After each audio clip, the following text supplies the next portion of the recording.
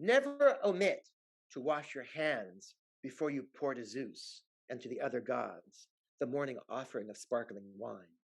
They will not hear your prayers, but spit them back.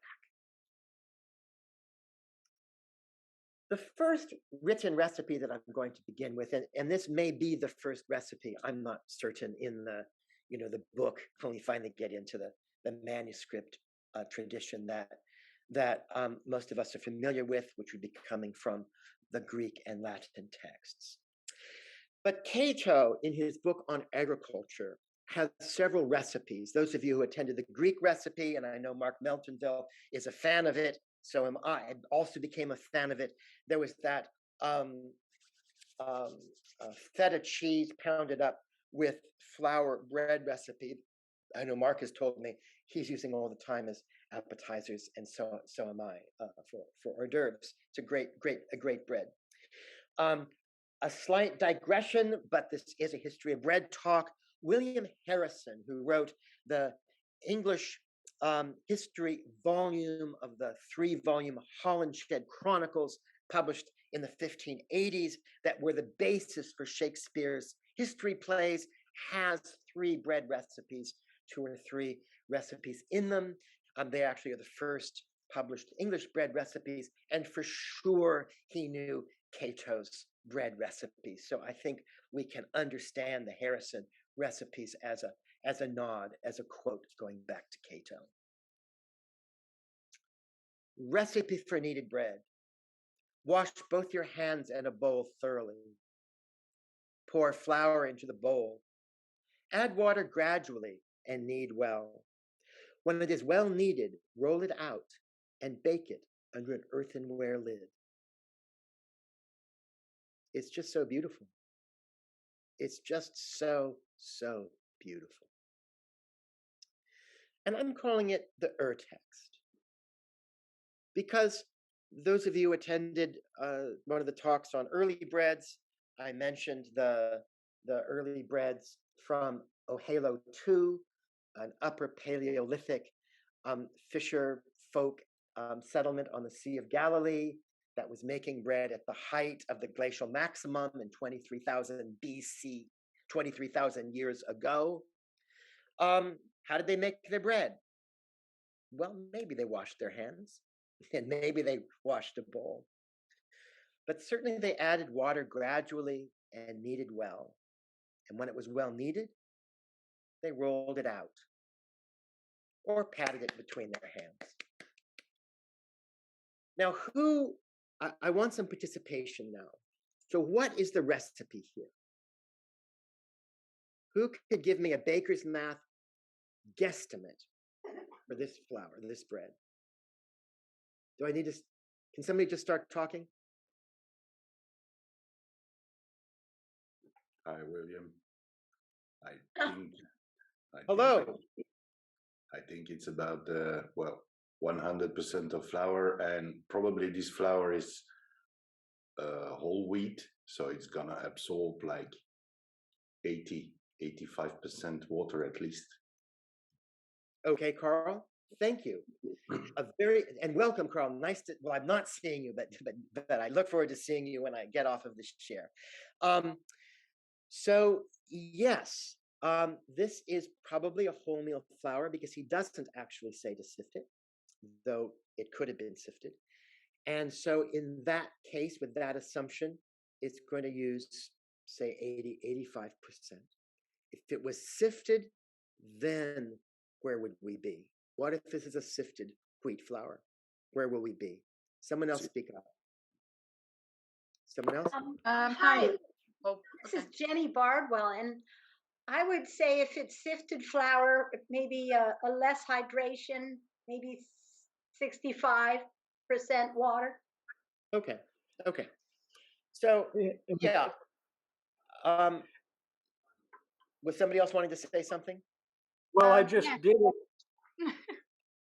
Go ahead. Okay, sorry. Sorry, my camera doesn't work. I am a baker, and I've baked with several heritage wheats, and they don't have the same elasticity as modern wheats. So I wouldn't imagine them to be able to add that much water. to the bread, to be honest. I would imagine even a whole meal loaf will be much lower hydration. Okay. So, Okay. Tony? I mixed some dough this morning. It's in the oven right now. In fact, um, it was freshly milled Renan wheat, which is a modern wheat, but it's supposed to be a somewhat lower gluten, lower protein than other winter wheats. And I did going with some of the discussion you had in your write-up on this before the seminar, William. I didn't measure exactly the weight of the water, but I eyeballed about 60% as you had recommended.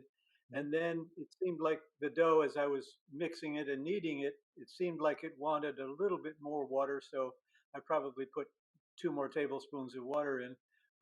Again, not measured, but I would guess that was how much. And Okay. so I think it's well short of the 80%, 80 or 85% that was suggested um, for bread that's all handled with hands and no machines and so forth. That kneadable, somewhat stretchable dough came out well at what I would guess is around the 66%. Okay. Thank you. What I want to say, I think, does somebody else want to say something? I don't want to cut anyone off. Okay. Shannon. Yeah, I was just gonna add to what Alexander said, because I have a mill here at home, and I mill a lot of our flour, and I've baked with emmer, or I guess that's the same as Coruscant, right? Isn't it? I think it is. No, no. Yeah. Emmer's curse on something else. Oh, okay. Well, yeah, I've baked with both, but anyway, the older heritage wheats I found out are, even when you turn the milk way up, are can be a pretty grainy feeling, almost like double out semolina. Right. That's right. Yeah. It is a different feel. A different feel. Thank you. I want to go back to this. I'm going to 2 things, and then I'm going to move on to another Urtext. So the first is anyone aware, Carl or anybody else, of a bread recipe that tells people to wash their hands and clean the bowl? Is there another recipe, or is this the first and last? I mean, outside of maybe a book for bakers telling them. Yeah. So I'm wondering whether this refers to a ritual bread, which is why I started with the washing of hands for the libation. William, I've seen recipes where they have you pour boiling water into the vessel. Okay, thank you, Jenny. I suspect that's for a different purpose. Right, right, to kind of kill any wild microbes. That could be. Now, when I spent time in Eritrea, I spent a couple months there studying coffee when I'm there, and they make coffee at home. Everybody roasts the beans just before making it, and it's called the coffee ritual. And there's a burning of incense, and I do not remember people washing their hands, but they do ritually wash the teacups before making the coffee cups before making the coffee. So I thought that was interesting. But I want to go back and just read it one more time. Pour flour into the bowl and add water gradually and knead well. Okay, so basically you're all right on the hydration. The real answer to this is the trick question. You just want to put enough water in it that you can roll it out. So you don't need to stress it.